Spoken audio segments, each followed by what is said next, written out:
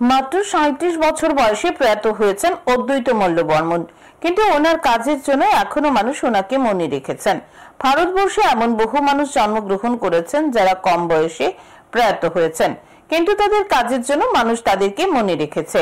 নওছড়ির দশমীঘাট প্রাঙ্গণে অদ্বৈত মল্ল বর্মনের ১১তম জন্মবার্ষিকী উপলক্ষে আয়োজিত অনুষ্ঠানের সূচনা করে এই কথা বলেন মুখ্যমন্ত্রী ডাক্তার মানিক সাহা। নওছড়ির দশমীঘাট প্রাঙ্গণে অদ্বৈত মল্ল বর্মনের ১১১তম জন্মবার্ষিকী উপলক্ষে শুরু হলো ৩ দিন ব্যাপী অনুষ্ঠান। তপশিলি জাতি কল্যাণ দপ্তরের উদ্যোগে আয়োজিত ৩ দিন ব্যাপী অনুষ্ঠানের সূচনা করেন রাজ্যের মুখ্যমন্ত্রী ডাক্তার মানিক সাহা। উপস্থিত ছিলেন দপ্তরের মন্ত্রী সুধাংশু দাস, বিধায়ক কিশোর বর্মন, বিধায়ক পিনাকি দাস চৌধুরী, সিপাহী জেলা পরিষদের সভাধিপতি সুপ্রিয়া দাস দত্ত, তপশিলি জাতি কল্যাণ দপ্তরের সচিব দীপা ডি নায়ার, সিপাহী জেলার জেলা শাসক সিদ্ধার্থ শিব জেসওয়াল, জেলা পুলিশ সুপার সহ অন্যান্যরা। অনুষ্ঠানে বক্তব্য রাখতে গিয়ে মুখ্যমন্ত্রী ডাক্তার মানিক সাহা বলেন, মাত্র ৩৭ বছর বয়সে প্রয়াত হয়েছেন অদ্বৈত মল্ল বর্মন। তিনি ওনার কাজের জন্য এখনো মানুষ ওনাকে মনে রেখেছেন। ভারতবর্ষে এমন বহু মানুষ জন্মগ্রহণ করেছেন যারা কম বয়সে প্রয়াত হয়েছেন, কিন্তু তাদের কাজের জন্য মানুষ তাদেরকে মনে রেখেছে। অদ্বৈত মল্ল বর্মন খালি পায়ে ৩ কিলোমিটার রাস্তা হেঁটে স্কুলে যেতেন।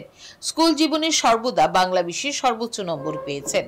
আর্থিক অনটনের জন্য একটা সময় ওনাকে পড়ালেখা ছাড়তে হয়েছে।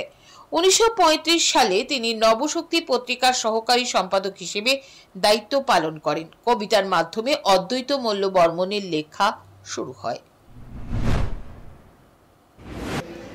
নবশক্তি পত্রিকা ১৯৩৫ সালে সহকারী সম্পাদক হিসেবে ছিলেন এবং সম্পাদক ছিলেন প্রেমেন্দ্র মিত্র। পরবর্তী সময়ে প্রেমেন্দ্র মিত্র পরে উনি কিন্তু সেই নবশক্তির সম্পাদক হন। শুধু তাই নয়, উনি আরো অনেক পত্রিকাতে কাজ করেছেন। তিতাস উপন্যাসের জন্য তিনি সুনাম অর্জন করেছেন। ৪টি উপন্যাস লিখে গেছেন অদ্বৈত মল্ল বর্মন।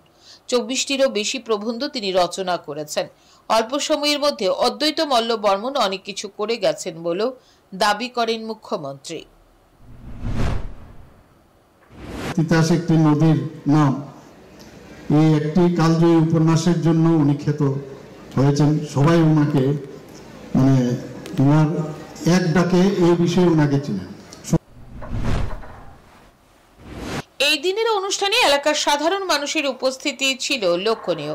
৩ দিন ব্যাপী অনুষ্ঠানে স্থানীয় শিল্পী সহ রাজ্যের খ্যাতনামা শিল্পীরা সঙ্গীত ও নৃত্য পরিবেশন করে। Bureau report, news today.